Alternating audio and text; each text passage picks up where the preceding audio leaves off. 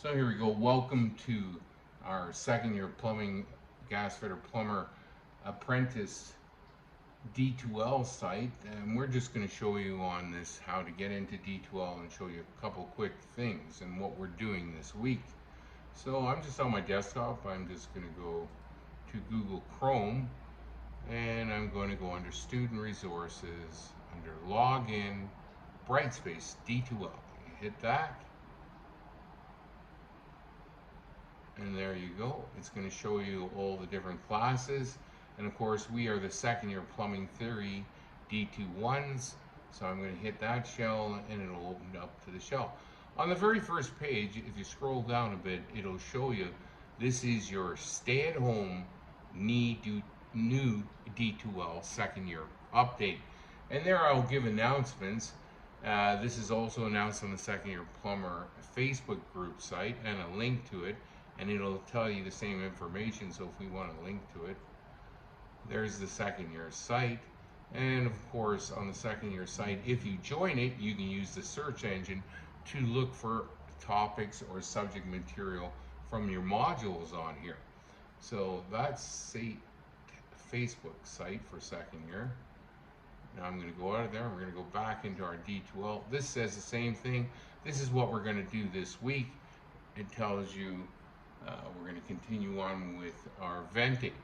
So the first thing you do is you go under content, and here's content, and there's several things here. If I go right to course information first, if I click on that and it says course content, there is our outline of how we're going to do things. We've already talked a bit about some of these, including the river of venting and various other things in basic codes. I admonish you to go through everything here in order on your own. These are modules too to get more information. But basically, and as you can see, we're going to talk about all this before the midterm, which is in week 5. So if we go back up here under drawings, that's where we left off. In drawings, we started off with some basic drawings. We went over this and this, the river venting, and then the 3 first exercises. And we'll continue on with these, and I'll put answers down on them, and we'll do it on our online class. But right now we're just going to skip to wet venting practices, or what is the wet vent basic rules. So basic rules, all we do is as I showed you in class, you're going to download it. It's going to download on this bottom left hand corner. It's about 60 megabytes, so it's going to take a minute or two to download. So I've already downloaded it on my other computer, so we're going to just rotate around to there, and we will show you basically this one segment, which is the Bobby Orr number 4 rule of wet venting, found in 2521 subsection H. So let's take a look at it.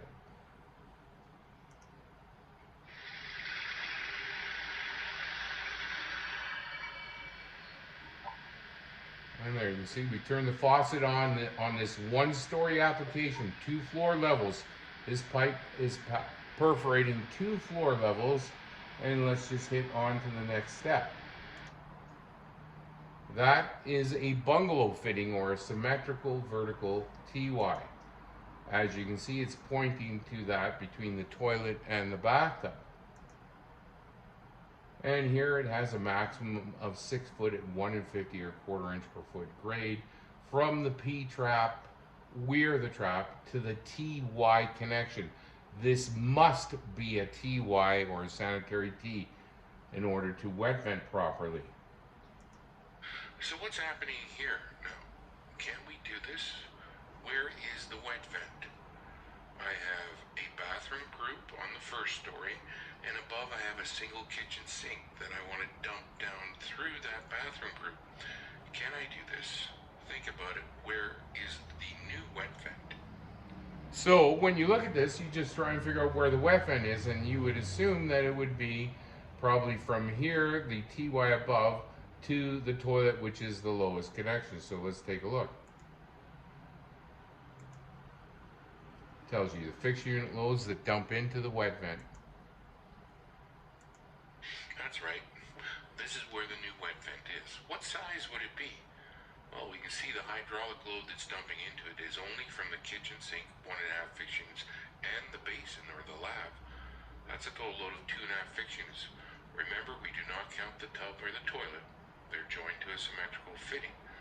So the size of this wet vent would be 2-inch in size. Now we have to think, well, how many fixtures or fixtures can we dump into that wet vent on the story above that first story? Well, let's check it out. And subsection H of 2521 tells us where a wet vent extends through more than one story. And there we have 2 more sinks I've added. So what's the fixture load of these 2 lavs? As we know in this, otherwise denoted. Check this out. I've just added 2 more lavs to the wet vent on the story above the first story. We now have a total load of 3.5 fixture units dumping down this wet vent. Obviously, this is going to affect the size of the wet vent, but more importantly, if you look at 2521 subsection H in your code book, it will tell you what is the maximum fixture unit load that you can dump into the wet vent. And of course, my students should know by now that the maximum load is Boston Bruins number 4 Bobby, or 4 fixture units can go into this wet vent.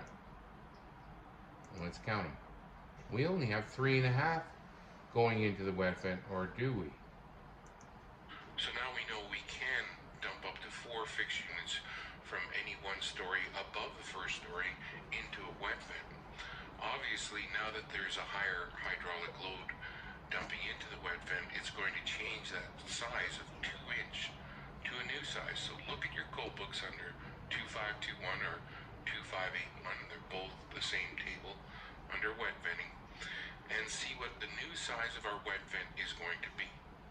Obviously, we have a kitchen sink and now 3 lavs dumping into it for a new load of 4.5 fixture units. And there you go. So it is 4 fixtures, or Bobby Orr number 4 rule.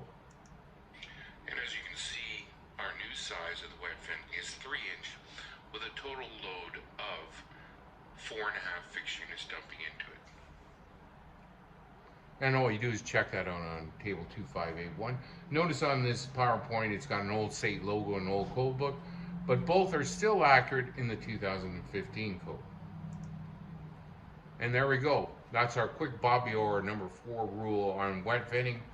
Remember, I hope to join you online in the next day or 2. We'll do it through Outlook. I'll get all your emails and we'll send you a meeting consent. We're probably going to do it on the same time as our class schedule is already set up for. So that's usually at around 10 o'clock most mornings. Anyhow, I'll fill you in day to day, and this is our lesson on wet venting.